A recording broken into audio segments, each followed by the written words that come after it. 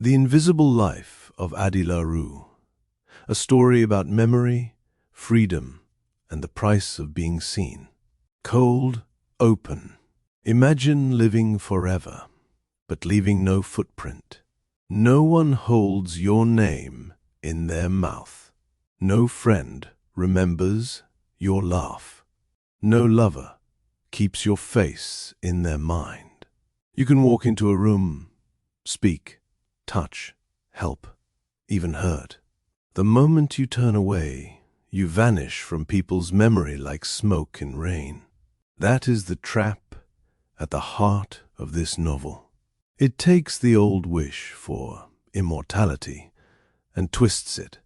Life becomes long, but connection becomes impossible. This book turns on whether a life can matter if no one can remember it. The promise of the book. The story sets out to test a simple hunger, the desire to be free. Free from a small life. Free from a fate chosen by family, village, or fear. Free from time itself. But it also asks what freedom costs when you take it by force or by bargain. And it presses on a quieter need that sits under almost every ambition. To be seen, to be known, to be held in someone else's mind. Key takeaways. If you chase freedom without limits, you may lose the very ties that make freedom feel real. The book treats independence as a gift and a wound at the same time.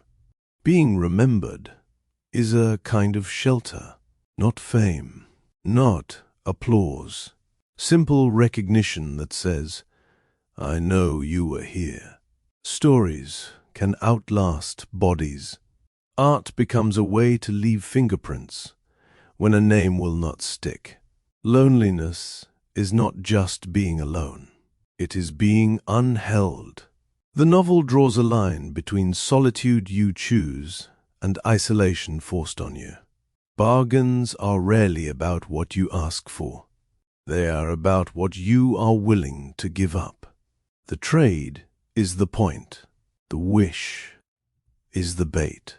If no one credits your work, it can still shape the world. Influence does not always come with ownership, and that hurts. Love without memory becomes a daily act, not a settled state.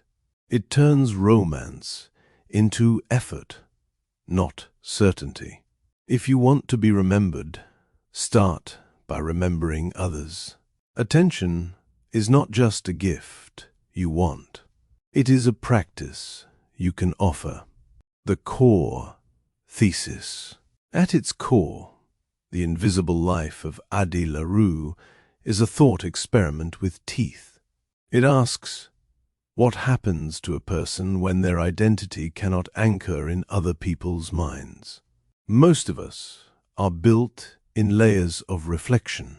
Family tells you who you are. Friends repeat your stories back to you. Lovers notice your habits. Colleagues remember your wins and your mistakes. Even enemies carry a version of you.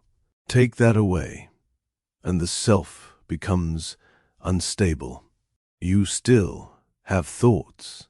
You still have hunger and fear. But you lose the ordinary proof that you exist in the world of others. So the book's engine is not immortality.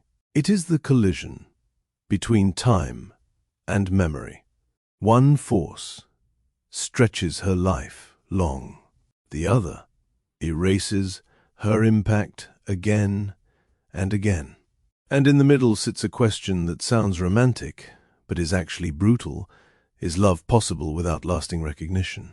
The big ideas. A wish is a doorway, not a destination. The bargain in this story is not framed like a neat contract. It feels like a door opened in panic, in hope, in desperation. that matters because it captures how people make life-changing decisions in the real world. They do not read the fine print. They do not model every outcome. They reach.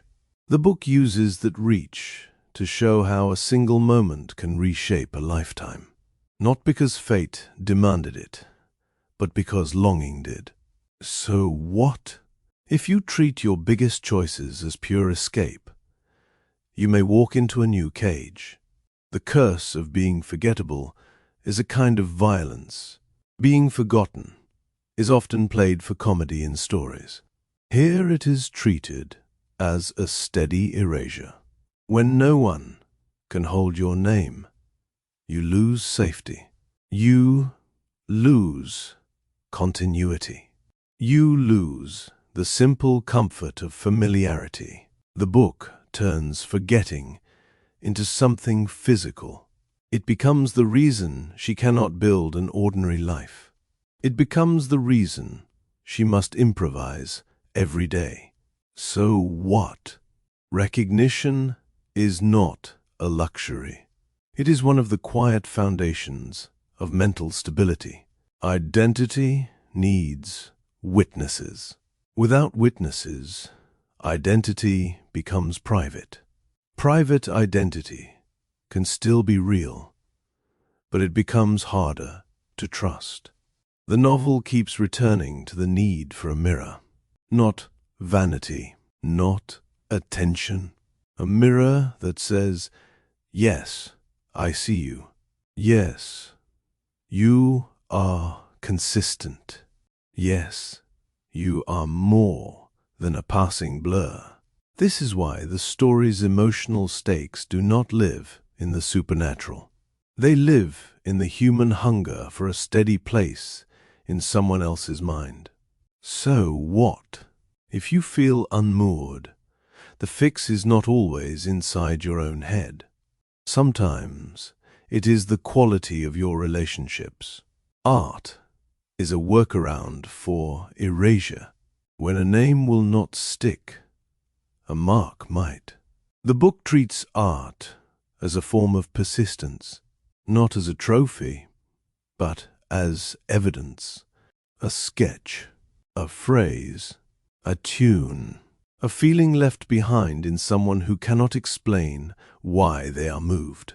This is one of the novel's sharpest points. The world is full of influence that has no clear author. Beauty arrives without a credit line. Impact lands without attribution. So what? If you want your life to matter, think beyond recognition. Think in terms of what you leave in people's hands, habits, and choices. Love becomes harder when it has to start over every time. There is a special cruelty in having to reintroduce yourself to the same people over and over without the comfort of shared history. The book uses that loop to strip romance down to its raw parts. Attraction, trust, choice, the decision to stay curious. When memory cannot do the work, love must be built in the moment. Again. So what? Long-term connection is not just chemistry. It is repetition with care. The seductive pull of the one who offers the deal. The figure who grants the wish is not a simple villain in the mustache-twirling sense.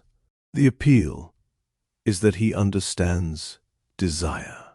He speaks to the part of you that feels trapped. That makes him dangerous.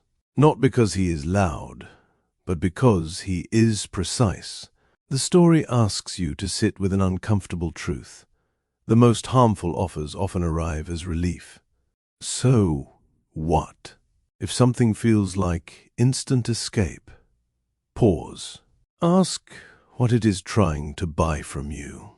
Time does not heal every wound. Some wounds widen with time. Immortality is often sold as a cure. In this story, it amplifies what is already there. A small fear becomes a long fear. A small loneliness becomes a permanent condition. Regret becomes something you carry for centuries. The book does not treat time as a gentle river. It treats it as pressure. So what? If you keep postponing a hard decision, time may not soften it. It may harden it. The best evidence and examples. One of the strongest devices in the novel is repetition. Addie meets people who respond to her as if she is new, even when she has already shared a moment with them.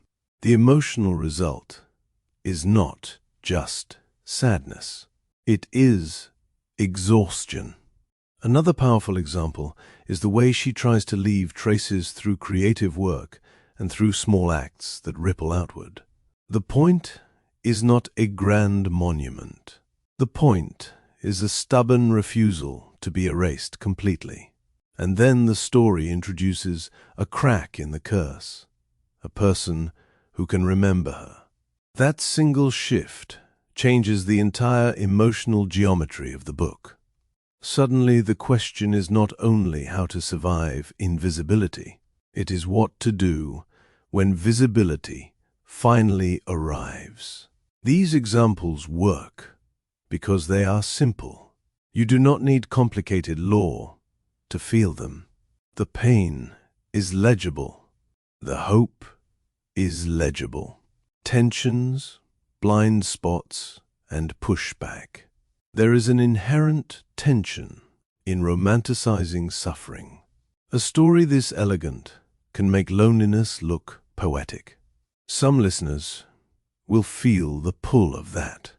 Others will resist it. There is also the question of agency. The bargain begins in desperation, but the consequences are vast. Readers can reasonably argue about responsibility and consent in a situation where the power imbalance is extreme. Another friction point is the idea of legacy. The book leans into art and influence as ways to endure. That can feel true and inspiring. It can also feel bittersweet because it admits how often the world forgets the people who shape it. Finally, some may push back on the fantasy of being uniquely the one who is remembered. That idea can land as catharsis, but it can also flatten the quieter truth that most recognition is built slowly, through community, not through exception. The novel holds these tensions without giving you a neat moral. It lets the discomfort remain part of the point. What this changes in real life. A manager in London keeps seeing the same pattern. The most reliable people on the team do invisible work. They fix problems before anyone notices. They get little credit because the crisis never arrives. The book's lens suggests a shift.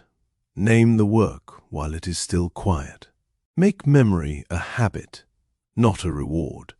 A student in Toronto feels like a background character. They post, they speak, they show up, and it feels like nothing sticks. The novel reframes the fear. The real hunger is not attention. It is witness. One or two people who genuinely know you can be worth more than 1,000 shallow recognitions. A founder in Nairobi builds a product that helps people, but their name never becomes famous. The book offers a hard comfort.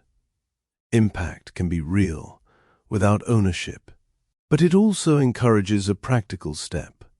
Document your contributions. Protect your credit and build systems that remember, because the world often will not. A nurse in Manchester goes through shifts where patients forget faces, names, even kindness, because illness strips memory away. The story sharpens the value of presence. Sometimes your mark is not a story someone retells.